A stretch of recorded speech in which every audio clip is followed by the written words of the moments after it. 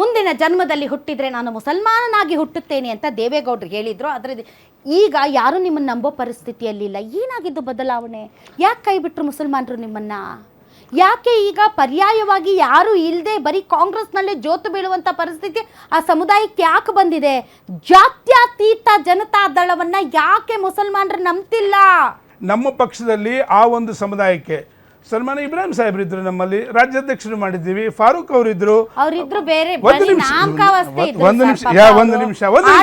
ದಯವಿಟ್ಟು ನಿಮ್ಮ ಅಭಿಪ್ರಾಯ ಅದು, ನಿಮ್ಮ ಅಭಿಪ್ರಾಯ. ದಯವಿಟ್ಟು ತಪ್ಪು ಸಂದೇಶ ಕೊಡಬೇಡಿ ಜನಕ್ಕೆ ನೀವು ತಪ್ಪು ಸಂದೇಶ ಕೊಡಕೂಡದು. ನಾವು ನೋಡ್ಕೊಂಡಿದ್ದೀವಿ ಸರ್. ಒಂದು ಮಾತು ಹೇಳ್ತಿದ್ದೀರಿ, ಇದೇ ಜಮೀರ್ ಅಹಮದ್ ಖಾನ್ ಅವ್ರು ಎಲ್ಲಿದ್ರು, ಯಾವ ಮಟ್ಟಿಗೆ ತಗೊಂಡ್ಬಂದ್ರಿ? ಹಾಗಾದ್ರೆ ಅದು ಯಾರ ಅಭಿಪ್ರಾಯ? ನನ್ನ ಅಭಿಪ್ರಾಯ ಅದು. ನಾನು ನೋಡಿ ಅವ್ರ ಜೊತೆ ಇರ್ತಕ್ಕಂಥ ನಾನು ಸುಮ್ಮನೆ ಇದ್ದೀನಿ ಇವತ್ತು. ಆದ್ರೂ ಕೂಡ 4-5 ಮಿನಿಸ್ಟ್ರೀಸ್ ಕೊಟ್ಟಿದ್ದೀನಿ. ಅದು ನೀವು ಹೇಳಿ, ಯಾಕೆ ಹೇಳ್ತಲ್ಲ ನೀವು? ಆಯ್ತಾ, ಸ್ವತಃ ಇಬ್ರಾಹಿಂ ಅವರು ಈ ಮಾತನ್ನ ಹೇಳು ಹೊರಗಡೆ ಬಂದ್ರು. ಸುಮ್ನೆ ನಾಮಕಾವಾಸ್ತೆ ಇದ್ದೀನಿ, ಒಬ್ಬರು ಟಿಕೆಟ್ ಕೊಡ್ಸೋ ಶಕ್ತಿ ಇಲ್ಲ ನನಗೆ. ಕೇಂದ್ರದ ಸಚಿವರು ಹೇಗಾಗಿದ್ರು ಮೇಡಮ್? ಕೇಂದ್ರದ ಸಚಿವರು ಹೇಗಾಗಿದ್ರು? ಸುಮ್ಮನೆ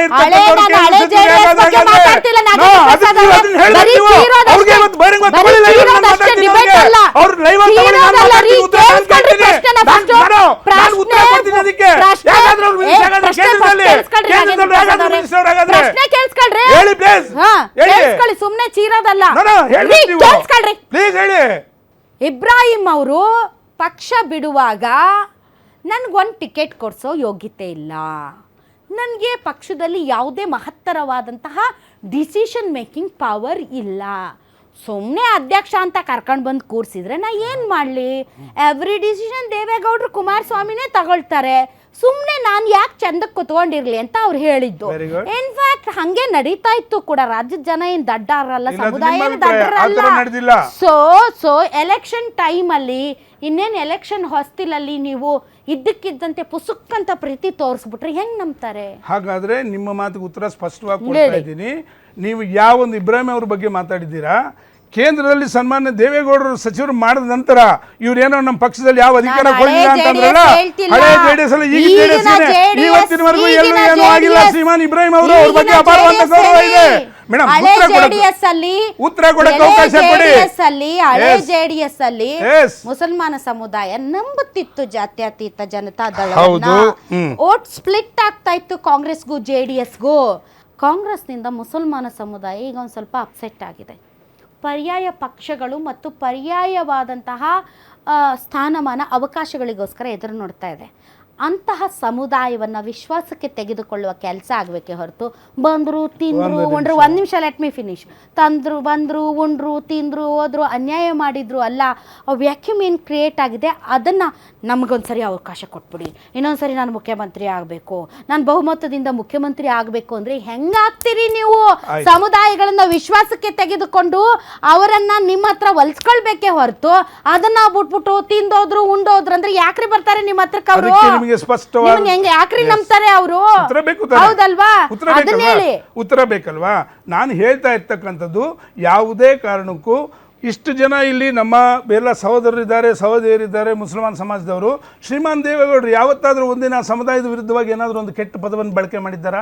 ಆ ಸಮುದಾಯದ ಬಗ್ಗೆ ಏನಾದರೂ ಕೆಟ್ಟ ರೀತಿ ನಡ್ಕೊಂಡಿದ್ದಾರಾ? ಕುಮಾರಣ್ಣ ಕೆಟ್ಟ ರೀತಿ ನಡ್ಕೊಂಡ್ರ? ಇದರಲ್ಲಿರ್ತಕ್ಕಂಥ ಕೆಲವು ಮುಖಂಡರುಗಳು ಅದಕ್ಕೇನೆ ಆ ಪದ ಬಳಕೆ ಮಾಡೋದು. ಮಹಾನ್ ನಾಯಕರು ಅಂತಕ್ಕಂಥವ್ರು ಮೂಲತಃ ಕಾಂಗ್ರೆಸ್ ಅವರು ಮೂಲೆನೆ ಕೂರಿಸಿದ್ದಾರೆ ಮೇಡಮ್. ನಜೀರ್ ಅಹಮದ್ ಅಂತ ಹಿರಿಯ ನಾಯಕರು. ನಾನು ರಾಜಕಾರಣಕ್ಕೆ ಬಂದ 26 ವರ್ಷ ಆಯ್ತು. ನಾನು ರಾಜಕಾರಣಕ್ಕೆ ಬಂದ ಆಗ್ಲೇ ನಜೀರ್ ಅಹಮದ್ ಅವರು ದೊಡ್ಡ ಲೀಡರು. ಅವಂತ ನೀವು ಉಚ್ಚಾಟನೆ ಮಾಡ್ತೀರಾ ಅಂತಂದ್ರೆ, ಜಬ್ಬಾರ್ ಅವ್ರನ್ನ ನೀವು ಪ್ರಾಥಮಿಕ ಸದಸ್ಯರಾಗಿ ತೆಗೆದಾಕ್ತೀರಾ ಅಂತಂದ್ರೆ ಮೂಲತಃ ಕಾಂಗ್ರೆಸ್ ಎಲ್ಲಿ ನ್ಯಾಯ ಕೊಟ್ಟು ನೀವು ನ್ಯಾಯ ಕೊಡಬೇಕಾದ್ರೆ ಜಾತ್ಯತೀತ ಜನತಾ ದಳ ಕೊಡಬೇಕಾಗ್ತದೆ ಅಂತ ಸ್ಪಷ್ಟವಾಗಿ ಹೇಳ್ತೀನಿ. ಈಗಿನ ಕಾಲದಲ್ಲಿ ಪ್ರತಿಯೊಬ್ರು ಕೆಮಿಕಲ್ ಮಿಶ್ರಣ ಆಹಾರ ತಿಂದು BP ಶುಗರ್ ಬಂತು ಅಂತ ಚಿಂತೆ ಮಾಡ್ತಾರೆ. 24 ಧಾನ್ಯಗಳನ್ನ ನೀರಿನಲ್ಲಿ ನೆನೆಸಿ ನೆರಳಿನಲ್ಲಿ ಒಣಗಿಸಿ ಮಣ್ಣಿನ ಮಡಿಕೆಯಲ್ಲಿ ಹದವಾಗಿ ಹುರಿದು ಸಾಂಪ್ರದಾಯಿಕ ಪದ್ಧತಿಯಲ್ಲಿ ತಯಾರಾಗಿದೆ ಜೀನಿ. BP ಶುಗರ್ ದೂರ ಆಗ್ಬೇಕು ಅಂದ್ರೆ ಪ್ರತಿದಿನ ಜೀನಿ ಕುಡಿಯಿರಿ. ತಾವು ಪಕ್ಷೇತರ ಅಭ್ಯರ್ಥಿ, ತಮ್ಗೆ ಜಮೀರ್ ಅಹಮದ್ ಖಾನ್ ಸಪೋರ್ಟ್ ಮಾಡಿದಾರಾ? ಇಲ್ಲ ಮೇಡಮ್. ಇಲ್ಲ ಮಾಡಿದಾರಂತಲ್ಲ ಸರ್? ಮೇಡಮ್ ಹೆಂಗಂದ್ರೆ ದುಡ್ಡೇ ದೊಡ್ಡಪ್ಪ ಜಮೀರ್ ಅಹಮದ್ ಖಾನ್ ಅದರಪ್ಪ ಪೊಲಿಟಿಕ್ಸ್ ಅಲ್ಲಿ. ಆಮೇಲೆ ಈ ಕಾಂಗ್ರೆಸ್ ಅವ್ರು ಹೆಂಗಂದ್ರೆ ಈ ಮನೆಗ್ ಮಾರಿ ಹೊರಗುಪ್ಕಾರಿ ಅಂತಾರೆ ನೋಡಿ, ಈ ತರ ಕಾಂಗ್ರೆಸ್ ಅಲ್ಲಿ ಇರೋವಂಥದ್ದು. ಒಂದು ಜಮೀರ್ ಹೆಲ್ಪೇ ಮಾಡಿಲ್ವಾ ನಿಮ್ಗೆ? ಜಮೀರ್ ಅಹಮದ್ ಖಾನ್ ಅವ್ರು ಹೆಲ್ಪ್ ಮಾಡಿರೋದು 5 ಕೋಟಿ SDP ಅವ್ರನ್ನ. ಯಾಕಂತ ಹೇಳಿದ್ರೆ ಇರೋ ಪಕ್ಷನ ಹೊಡೆದಾಕಿ, ಯಾಕಂದ್ರೆ ಅಲ್ಲಿ ಅವ್ರಿಗೆ ಬೆಲೆ ಕೊಡ್ಲಿಲ್ಲ. ನೋಡಿ, ಯಾರಾದ್ರೂ ನಿಮ್ಗೆ ಬೆರಳು ತೋರಿಸಿ ಮಾತಾಡಿದ್ರೆ ನಿಮ್ಮ ಹತ್ರ ಏನಾದ್ರೂ ಪ್ರೂಫ್ ಇದೆಯಾ? ಮೇಡಮ್ ನೋಡಿ, ನಾನೊಬ್ಬ ಅಭ್ಯರ್ಥಿಯಾಗಿ ಕಂಟೆಸ್ಟ್ ಮಾಡಿದೀನಿ ಅಂತ ಹೇಳಿದ್ಮೇಲೆ ಆ ಕ್ಷೇತ್ರದ ನನ್ಗೆ ಅರಿವಿರ್ಬೇಕು.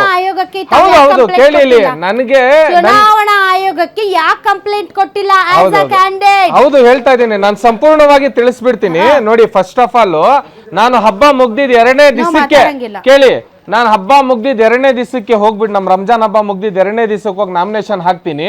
ಇವರು ಮನೆಗೆ ಹೋಗಿ ಭಿಕ್ಷೆ ಬೇಳೋರು, ಇವ್ರ ಹತ್ರ 1,100 ರೂಪಾಯಿ ಹಂಚಕ್ಕೆ ಎಲ್ಲಿಂದ ಬರುತ್ತೆ? ಕಾಂಗ್ರೆಸ್ ಅವ್ರಿಗಿಂತ ಜಾಸ್ತಿ SDP ಅವ್ರು ದುಡ್ಡು ಹಂಚ್ತಾರೆ, ನನಗೆ ಜೀವ ಬೆದರಿಕೆ ಕೊಡಿಸ್ತಾರೆ. ನಾನು ಕಂಪ್ಲೇಂಟ್ ಮಾಡ್ತೀನಿ, ROಗೆ ಕಂಪ್ಲೇಂಟ್ ಕೊಡ್ತೀನಿ. ಇಲ್ಲಿ ಪ್ರೆಸ್ ಕ್ಲಬ್ ಅಲ್ಲಿ ಬಂದು ನಾಮಿನೇಷನ್ ಮಾಡಿರೋನ್ಗೆ ಜೀವ ಬೆದರಿಕೆ ಕೊಟ್ಟಿರೋನ್ಗೆ ಏನ್ ಮಾಡ್ಬೇಕು? 3 ವರ್ಷ ಶಿಕ್ಷೆ ಆಗುತ್ತೆ ಅಂತವನ್ಗೆ. ನಾನ್ ಬೇಲೆಬಲ್ ವಾರೆಂಟ್ ಅಲ್ಲಿ ಹೋಗ್ಬೇಕು ಅಂತವನ್ಗೆ ಕಾಂಗ್ರೆಸ್ ಅವ್ರು ಉಳಿಸ್ಕೋತಾರೆ.